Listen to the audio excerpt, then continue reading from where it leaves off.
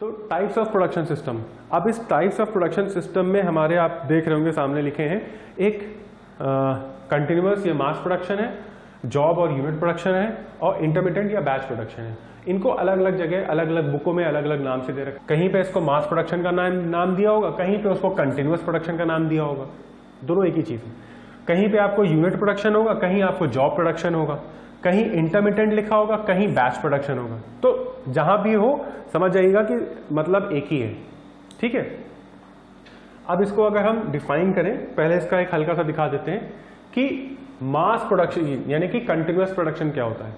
Mass production diagram से आप समझिए कि ये एक डॉल है और एक ही तरीके की बहुत सारी डॉल है जो बनती जा रही है, और बहुत सारी आपको यहां चलते हुए दिख रही है, इधर पीछे जाते हुए दिख रही है। तो ये क्या है, एक ही प्रोडक्ट को बहुत ज्यादा क्वांटिटी में बनाना, बहुत ज्यादा वॉल्यूम में बनाना, बहुत ज्यादा संख्या में बनाना, गिनती उसकी बहुत ज्यादा हो, 1000, 2000, 5000, इस तरीके से, उसको बोलते हैं मास प्रोडक्शन, बहुत ज्यादा बनाना। लेकिन बना हम एक ही चीज रहे हैं, इस चीज का ध्यान रखिएगा, हम अलग अलग वैरायटी नहीं रख रहे हैं।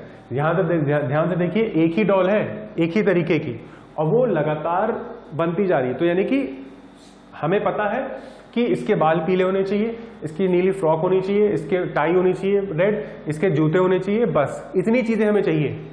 अब हम क्या करेंगे, इतनी चीजें हमने जब बहुत ज्यादा उसमें मंगा ली, तो अब हम इसी के जैसी बहुत सारी चीजें बना देंगे, बहुत सारे प्रोडक्ट बना देंगे, तो उसे हम बोलते हैं मास प्रोडक्शन। ठीक है, इसके बाद आता है हमारा जॉब और यूनिट प्रोडक्शन। जॉब और यूनिट प्रोडक्शन में थोड़ा सा समझना है, क्योंकि ये एक ऐसा प्रोडक्शन सिस्टम है जिसमें बहुत हाईली स्किल्ड लेबर चाहिए होते हैं।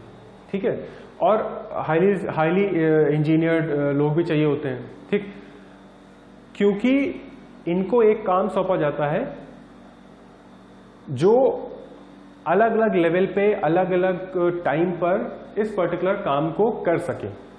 ठीक है, इस पर्टिकुलर काम को पूरा कर सके। कोई इंजीनियर है, उससे हमने कहा कि तुम एक घर बना के दो, तो उसने नक्शा सारे सब कुछ निकाल के बना के दे दिया। उसी इंजीनियर से हमने कहा कि तुम एक ब्रिज बनाना है, उस ब्रिज का लेआउट करके दो।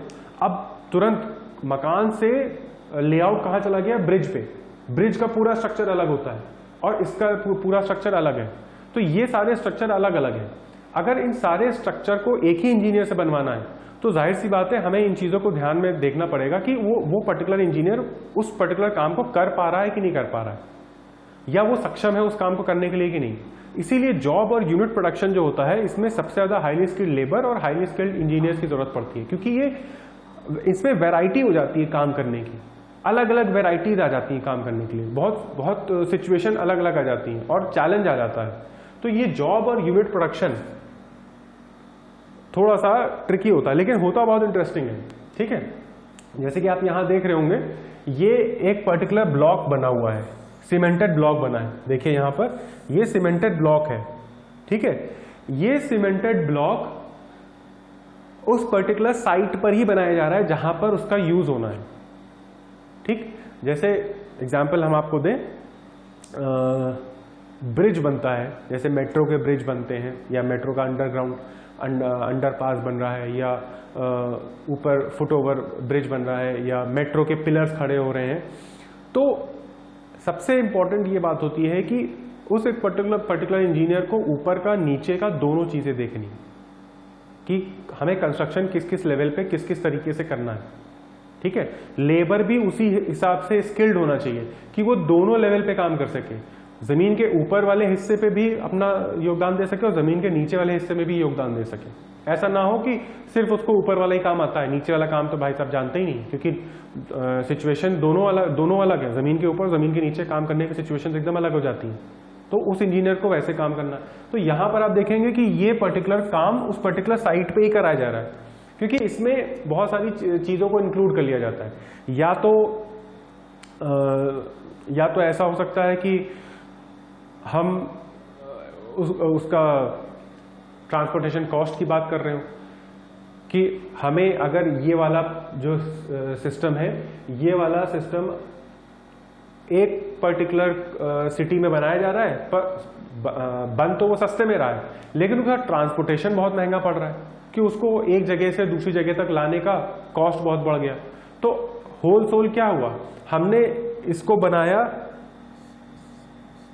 P1 दाम में, ठीक है, प्लस इसका ट्रांसपोर्टेशन कॉस्ट लग गया, प्लस इसका मैन्युफैक्चरिंग कॉस्ट लग गया, तो ये तो हमें महंगा पड़ गया ना, हमें महंगा पड़ गया ये।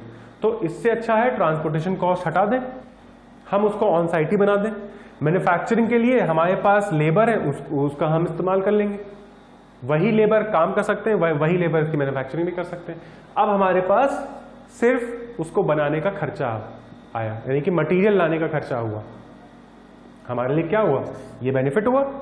हम ये दो कॉस्ट क्यों दें, तो हम क्या करते हैं, उसी एक जहां पे चीजें बन रही होती हैं, कंस्ट्रक्शन हो रहा होता है, उसी के बगल वाले साइट को ही हम खरीदते हैं, लीज पे लेते हैं और वहां पे अपना पूरा सिस्टम डाल देते हैं इसको बनाने का, और फिर वही उसी इस जगह से जब सूख साख के बराबर हो जाता है हम उसको अपने पास वाले पिलर में भिजवा देते हैं कि हाँ ये बन गया अब। तो इससे हमें बहुत ज्यादा प्रॉफिट हो जाता है, ठीक।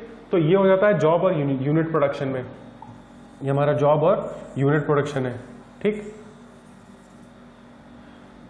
इसके बाद आता है इंटरमिटेंट प्रोडक्शन, ठीक है। इंटरमिटेंट या बैच प्रोडक्शन, इसके नाम से ही समझो कि ये बैच पे बनता है और बैचेस बहुत छोटे छोटे होते हैं।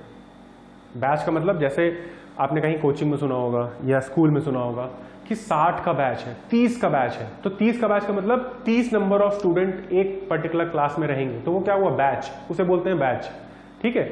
इसी तरीके से प्रोडक्शन में बैच प्रोडक्शन का मतलब क्या हुआ कि एक पर्टिकुलर फिक्स अमाउंट तय कर दिया जाता है, एक डिजिट तय कर दी जाती है कि इतने ही टाइम पीरियड में इतने पीसेस बनने हैं। जैसे कि आप यहाँ पे देख रहे होंगे, ये नीले कलर से है, ये ग्रीन कलर से है और ये हमारा येलो कलर से है, ठीक है, या येलो और ऑरेंज जो भी आपके में दिख रहा हो, ठीक। ये 3 अलग अलग कारें हैं, ये इनको हम बैच बोल सकते हैं क्योंकि यहाँ पर कितनी कारें हैं, 2 2 4 2 6 2 8, यहाँ पे 8 कारें हैं, ठीक है। ग्रीन कलर की आप देख रहे होंगे तो यहाँ पर कितनी कारें हैं, 2 2 4, यहाँ पे 4 है, यहाँ पे भी 8 है, ठीक है। ये भी हमारी 8 कारें बना रहा है। ये क्या हो गया, बैचेस, ये हमारे किस में आ गए, बैचेस में, कि 8 4 8, यानी कि ब्लू कलर की कारें कितने बनानी है, 8 8 के लॉट में हमें निकालना है। ग्रीन कलर की कारें कितनी बनानी है, 4 4 के लॉट में हमें निकालनी है। कलर का मतलब उनके स्पेसिफिकेशन, उसके अंदर की क्या क्या खूबियां हैं।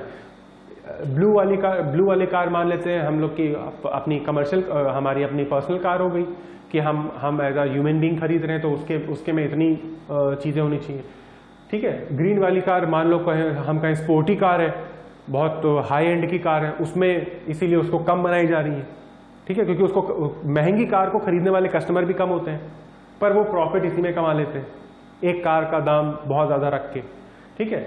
और ये ये ऑरेंज या येलो वाली कार हम कमर्शियल बेसिस के लिए बना रहे हैं। मान लीजिए हमें कोई सामान ले जाना उठाना है एक जगह से दूसरी जगह तक, तो उसके लिए ये लॉट बन रहा है। तो ये अलग अलग एक ही कंपनी के अलग अलग बैचेस हैं, ठीक, अलग अलग प्रोडक्ट के अलग अलग बैचेस हैं। तो ये हमारा बैच प्रोडक्शन है, जिसमें हम गिनती डिसाइड कर देते हैं कि इतने प्रोडक्ट के लॉट बनेंगे सिर्फ, ठीक है।